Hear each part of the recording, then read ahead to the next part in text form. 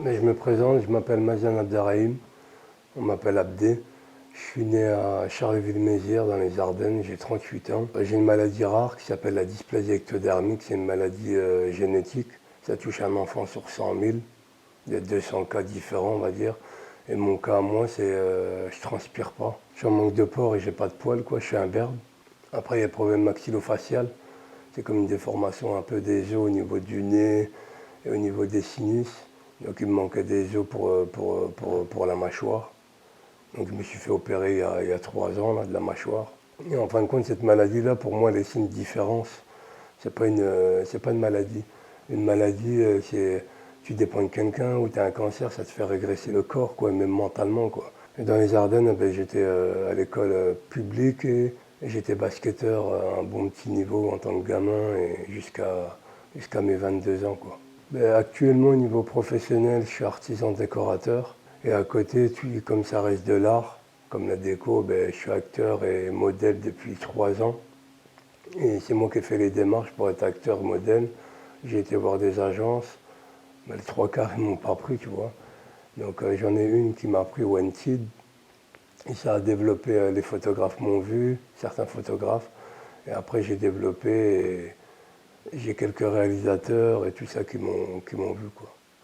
Ben, au niveau du passé, par rapport à la vie scolaire, on ne va pas se le cacher, même aujourd'hui c'est la même chose, il y a beaucoup d'harcèlement, on s'arrête à un physique. En plus, moi, gamin, tous les lundis, dans les années 85, on cherchait ce que j'avais.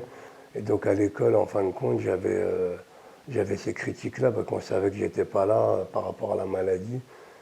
Et donc de temps en temps, on t'harcèle un peu, on te taquine. Mais après, l'avantage que j'avais, c'est que j'avais le sport qui m'aidait au niveau collectif, le petit basketteur. Donc ma notoriété cachait le petit gamin.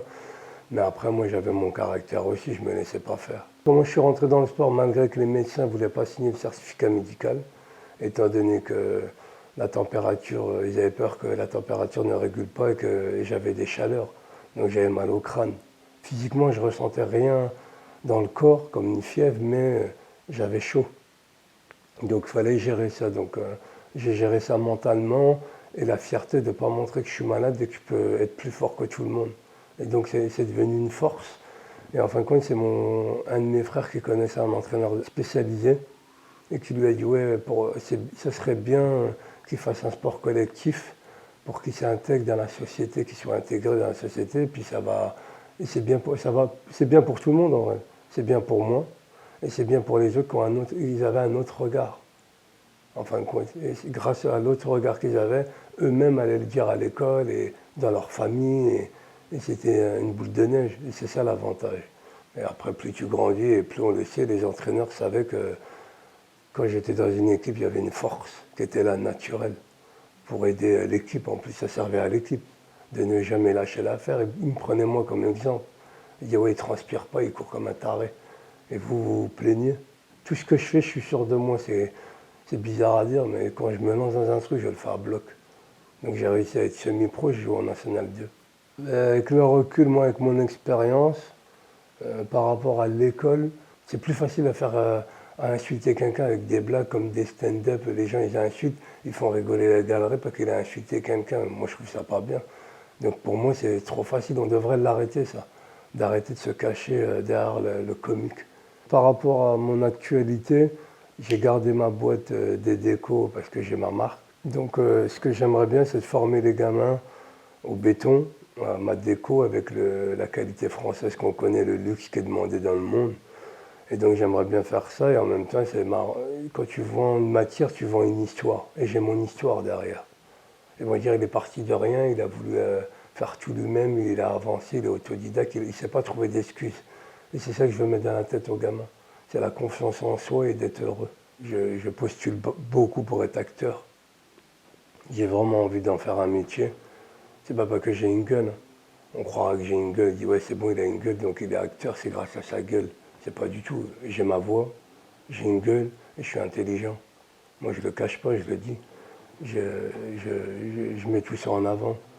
Donc je veux pas qu'on me mette dans des cases quoi. J'ai un court métrage qui s'appelle Hasard, où j'ai le rôle titre, le rôle principal. Le réalisateur, il l'a mis dans les festivals là, en France pendant 1 an. J'ai beaucoup de courts-métrages qui tournent aussi en ce moment, un peu partout, beaucoup de photos.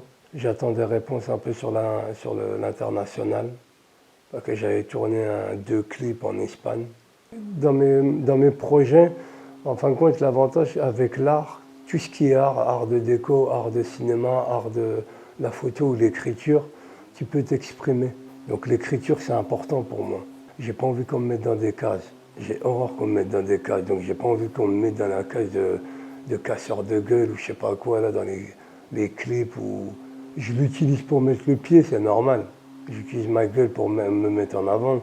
Mais après, c'est à moi de prouver qu'il y a un garçon intelligent derrière et qui veut se mettre en avant et qui est capable de jouer pas mal de rôles ou d'écrire des livres même. En faisant ça, je montre à tout le monde que même si je suis autodidacte, si on est amoureux, on a la passion, on a envie, on y arrive, tout simplement. Il n'y a pas de barrière dans la vie.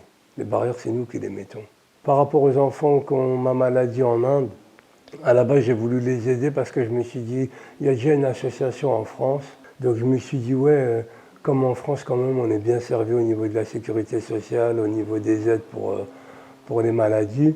Je me suis dit, il faut que je le fasse quand même à l'étranger parce qu'ils sont la maladie déjà qu'elle n'est pas facile à supporter et qu'il y a du coût quand même par rapport c'est surtout les dents. Le reste, on ne peut rien faire pour moi.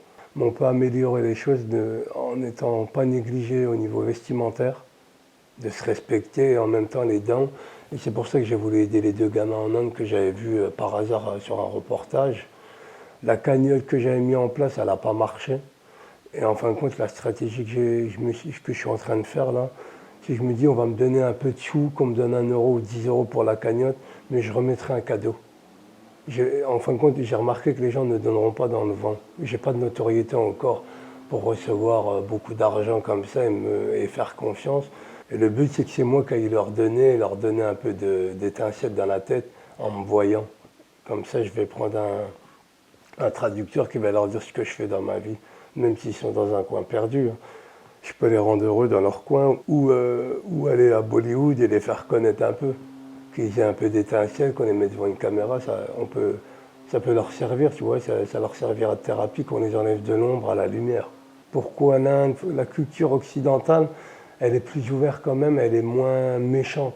Parce que dans les pays arabes ou les pays où il y a beaucoup de religions, pour eux, avoir une maladie, c'est une malédiction.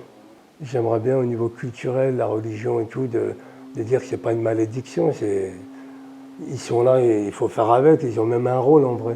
Par rapport aux projets futurs, j'ai des projets dans tous les domaines, j'ai des projets. De toute façon, j'essaie d'être partout à la fois et tout se réunit de toute façon. Ça va me servir dans tous les côtés. Donc j'ai un gros projet de décoration mélangé avec un livre. En fin de compte, je fais un objet pour les enfants.